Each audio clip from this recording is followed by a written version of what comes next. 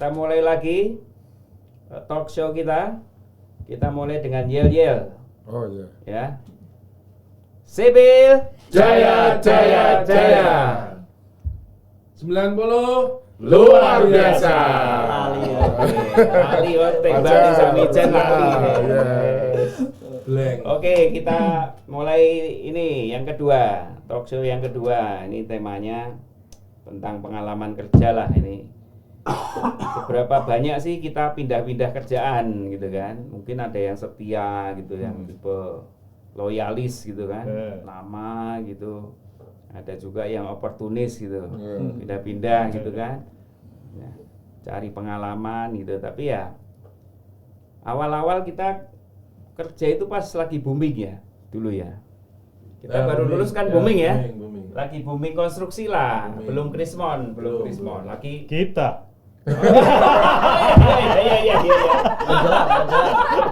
menjelang 98 kan.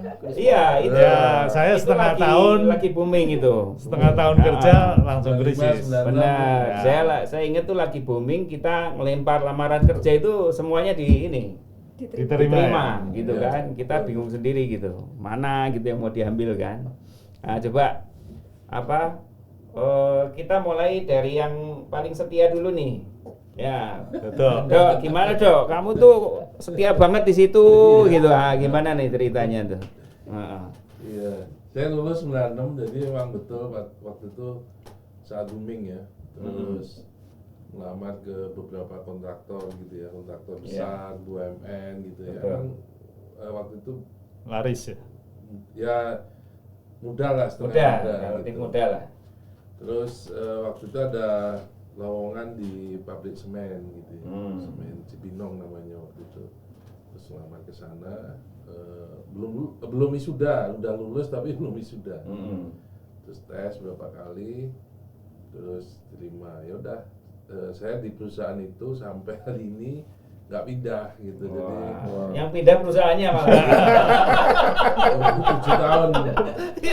Sampai tahun ini 27 tahun. Iya. Yang pindah perusahaannya itu terus tukang jagain. Pindah dan ganti nama Nah, lagi. yang ganti ownernya memang. Iya, berapa kali tuh ganti owner tuh? Dari Semen Cibinong waktu itu Pak Hashim ya, Hashim adiknya Pak Adiknya Prabowo ya. Tirta Mas Group. Terus tahun 2002 dibeli oleh Holcim. Holcim Indonesia cukup lama. Terus 2019 kemarin dibeli oleh Semen Indonesia gitu. Jadi Jadi sekarang udah 3 kali. 3 kali owner. Ownernya yang pindah-pindah ya. Kayaknya sih tetap. Iya. Nah, mungkin kalau mau cerita ya cerita owner yang pertama, kedua, ketiga gitu. Pengalamannya. Iya. Yang sekarang kan keluarganya BUMN ya. Iya. Oke. Anak cucunya BUMN. Gitu. Dari semua owner itu tiga-tiganya, itu yang paling memberikan ruang gerak untuk berkreasi, untuk berprestasi lebih bagus itu yang mana tuh? Ya saya kira masing-masing owner ya, dari yang pertama itu grup besar atau konglomerat Indonesia waktu itu ya. Terus setelah itu asing dari Eropa, dan sekarang keluarga BUMN. Ya masing-masing ada plus minusnya lah. Jadi nggak bisa kalau kita bilang lebih enak sini atau lebih enak. Tapi ya memang Ini gajine piye gajine? Gajine nak sing asing Ya. apa nak ning yang jelas 27 tahun ya berkembang lah ya. Tapi kalau pas lagi ganti owner tuh sempat naik drastis gajinya apa enggak gitu? Ya sempat waktu dari Wah, Semen Cibinong berarti gitu ya? terus ke Holcim itu. Nah itu karena asing ya. asing terus mereka kan saya di divisi ready mix-nya. Dari perusahaan semen kan punya anak usaha di ready mix. Nah waktu Holcim itu mereka memberlakukan sama gitu, semua divisi, semua anak usaha itu sama gitu. Jadi nggak dibeda-bedain berdasar bisnisnya. Jadi waktu itu sempat ya menyesuaikan dengan standarnya semen gitu ya, walaupun saya di ready mix-nya gitu. Nah ini sekarang di BUMN ya yang masih ngikutin standarnya waktu Holcim, karena kan nggak bisa kan ganti pemilik terus diturunin atau di ini gitu kan. Ngomongin gaji loh ya, tapi kalau fasilitas dan lain-lain ya itu tentunya menyesuaikan kebijakan. Kalau zaman dulu Trumik itu cuma rebranding jadi Holcim atau gimana sih? Nah dulu Trumik itu anak usahanya Semen Cibinong kan. Nah itu Trumik perusahaan yang Oh, iya. ini terpisah gitu ya. Ya. Mungkin kayak Adikarya, Adikarya, terus punya Adimik. Adimik, Oh, ya. iya. Punya Dia dikelolanya mandiri, terpisah. iya. Ah. Dia bisa. Waktu Holcim itu dijadiin satu, Oh. dijadikan satu direktorat gitu loh. Ya, Jadi standarnya ininya semua disamakan. Jadi ya alhamdulillah waktu yang periode Holcim itu kita yang dari divisi Redimik itu menikmati inilah penyetaraan. Iya, benefit lah itu ya. Benefitnya Wah, di situ luar biasa. Alhamdulillah. keren. Ya Nah, semua disyukurin. semua syukurin. Memang Cak Udipi bersyukur. Ya. Nerima dan Terima. bersyukur. Sami Jan gimana tuh jalan karirnya, Jan? Oh iya, saya Ya. pertama lulus langsung diterima di Istaka Karya ya. BUMN. Ya, sekarang pilot kan. Masuk anu. Oh, Sikit. kenal. Kenal ya? Ya. Oh. 9 tahun di Istaka Karya, terus nggak betah pindah ke Multistructure. 10 bulan Enggak di betah situ. tuh kenapa Istaka? Karena Mungkin proyeknya jauh atau apa? nggak juga, mungkin itulah yang menyebabkan Istaka Karya mungkin pilot sekarang gitu. Karena ditinggal Samijan. Bukan.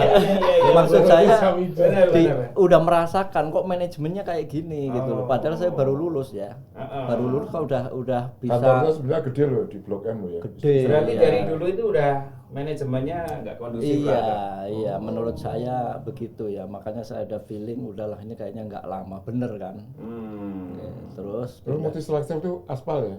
bukan, ya ada pengaspalannya, ada gedungnya. Oh iya. Waktu itu di Kalimantan, hampir 10 bulan lah. Terus pindah lagi ke perusahaan yang kurang begitu terkenal ya, Indobert namanya. Itu juga nggak sampai 2 tahun karena kita dilempar di Sangir Talaut dulu. Woi.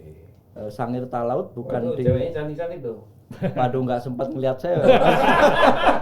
Orang kita di hutan terus. Oh iya. Nggak betah juga itu karena perjalanannya panjang, iklimnya kurang pas sama budayanya juga. Apa iklimnya kan di sana? Iklimnya laut ya, jadi Laut, laut sangat panas. kering. Kering. Ya panas kalau di tepi pantai. Tiba-tiba hujan. Kering, ya. Hmm. Tiap hari makannya ikan Indosiar. Ikan terbang gitu. Itu Awalnya enak, lama-lama bosen. bukan awalnya enak, akhirnya nggak enak juga. Pertama oke ya, tapi begitu udah setiap Iya. hari makan gitu jadinya nggak enak. Itu kalau sebulan Waktu sekali. itu masih bujang atau udah bawa istri? Oh, udah punya istri. Oh. Nah, anak ditinggal kan, cutinya 4 bulan sekali. Oh, mungkin gara-gara itu. Antara lain itu. Oke. Terus dari situ bosen juga pindah ke tambang. Nah, di Batubara, Di Kalimantan. Kalimantan. Nah, ini drastis ini. Ternyata kita baru tahu bahwa salary daripada dunia konstruksi ke tambang itu gapnya agak Wah, jauh. Baru tahu di situ kita itu. Baru Lain karena resikonya aja. Iya, jadi di situ Resiko makanya dia tinggi. 7 tahun lah. Bosen juga. Oh. Karena kita punya cita-cita Tapi ini. udah banyak tabungan itu. Enggak juga, Enggak cuma juga. memang bosen aja ya. Karena kita udah 40 tahun lebih tapi kumpul anak kok sama istri kok jarang. Oh. Makanya kita mutusin udahlah, kita pengen usaha aja lah. Targetnya sih umur 40 tahun saya punya usaha. Ternyata nggak kecapek. Baru umur 43 kita dengan pelan-pelan dengan ya nekat gitu keluar terus kita bikin akte PT itu. Itu ceritanya yang dari Kalimantan. Ya sampai sekarang alhamdulillah lah. Iya. Jalan pelan-pelan lah. Betul. Memang nek cah si pelung diberi alhamdulillah ujung-ujungnya. Oke. Top. Sekarang jadi Lord. Wah. Jadi Lord. Amin. Gitu. Win apa piye Win? Pengalaman Win. Iya kalau saya sih ya tadi kuliahnya itu lama hampir 7 tahun tapi alhamdulillah kerjanya gampang. Jadi saya itu diterima di Paun Cipta ya dulu itu seminggu sebelum wisuda gitu ya. Sebenarnya itu juga Dulu kan Tahun cita-cita 97. 97. Ya. Jadi mikirnya nanti wisuda gitu, saya target setahun lah, maksimal setahun.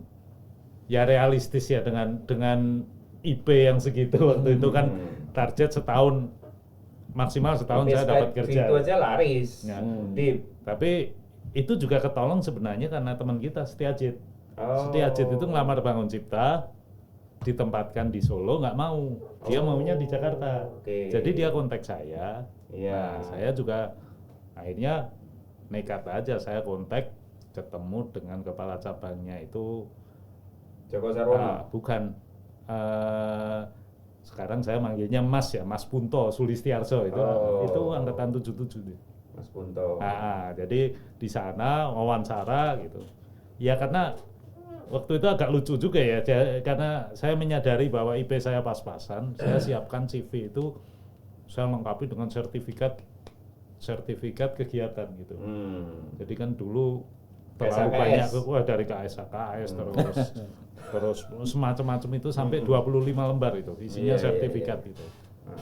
Ya di situ Aktivis lah, aktivis. ya udah kita buktikan aja dengan probation 3 bulan gitu, mampu atau enggak gitu. Iya. Ya alhamdulillah itu kemudian setengah tahun saya dipanggil ke Bangun Cipta Jakarta pas krisis moneter itu. Tapi alhamdulillah itu lancar Iya, lah, iya, jangan iya, pokoknya di Bangun Cipta 10 tahun, kemudian sampai pada titik anak saya mulai sekolah nih. Zaman dulu kan di kontraktor kan kita paling maksimal 2 tahun harus pindah lagi sementara Pindah proyek. nggak pernah ketemu anak nih. Gitu. Jadi sebenarnya nggak ada masalah saya di Bangun Cipta Tapi itu posisi juga di Jakarta kan waktu itu. mau ditempatkan ke luar Jawa. Mau ditempatkan Ya. ke luar Jawa. Kebetulan ada tawaran di Bakri yang di Epicentrum, di sana itu kira-kira paling tidak sampai 6-7 tahun ke depan itu akan tetap di situ gitu. terus.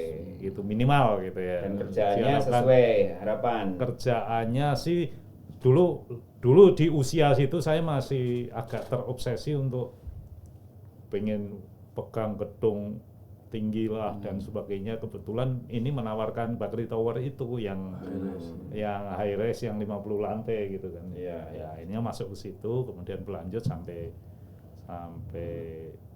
ya pindahnya di situ 14 tahun lah. 14 tahun ke anak perusahaan. Saya masuk di Bakri Swasakti Utama, kemudian ke anak perusahaan yang di Cakung itu 14 tahun. Terus Pokoknya ujungnya alhamdulillah ini. alhamdulillah. Tapi kemudian itu kemarin pandemi. Ya. Pandemi karena situasi di perusahaan juga itu saya milih untuk tidak diperpanjang lagi. Ya sekarang akhirnya saya kerja di kontraktor lagi sih di Trikarya. Oke, saya rasa kita sudahi dulu. Yang lain Sudah ada kode dari masnya cukup untuk trialnya. Nanti Ya. kita lanjut Ya, di betul. part 3 ya. Ya. Sipil Jaya, jaya, jaya. 90. luar biasa. Oke. Guys.